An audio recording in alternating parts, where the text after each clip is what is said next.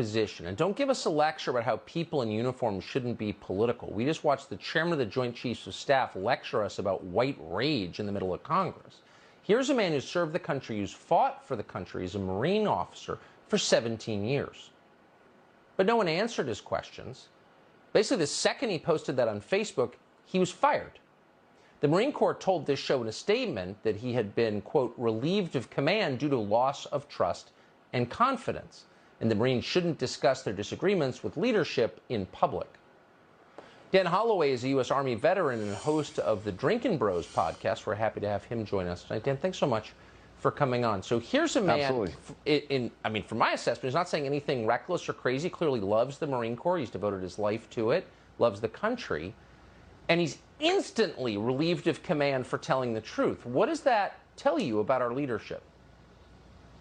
Well, what it tells me about the leadership is that they're not leaders at all. I mean, in the absence of leadership, lead. That's something that we always say. And it might be impossible for someone to comprehend how a Marine Corps battalion commander could say something like that in public.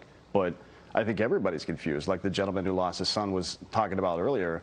Everybody can look at how this operation's gone, and we all know that it's not right. Something's wrong here, right? So why did it go down that way? Why did it go all the way from the president through the entire chain of command, and that was still an idea that got executed? Where are these military leaders that are standing up and saying no when something's wrong, right? I guess they're off talking about white rage. That's what it is, right? Well, you make such the central point, which is, don't you need colonels who are willing to wave their hand and say, no, actually, this won't work? It's nothing personal, but shouldn't they be allowed to think clearly and help their generals make the best decisions? Don't you want this?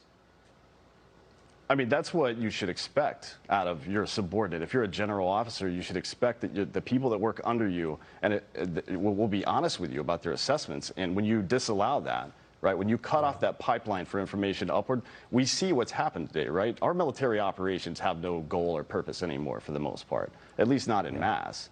And you know, it begs the question. This was so messed up.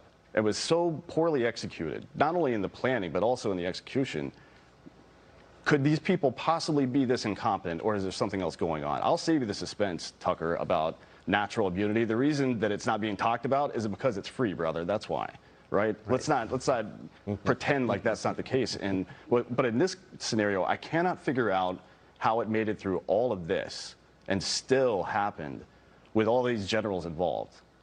General Milley, for example, he was involved in the Panama invasion. That is the 82nd Airborne and Ranger, all over the place, doing exactly what they should have been doing here. No, I've been thinking what you just said since the first day. I have no evidence, so we haven't made much of it on TV, but we're going to pull that thread because I agree with you completely. Dan, I appreciate you coming on tonight. Thank you.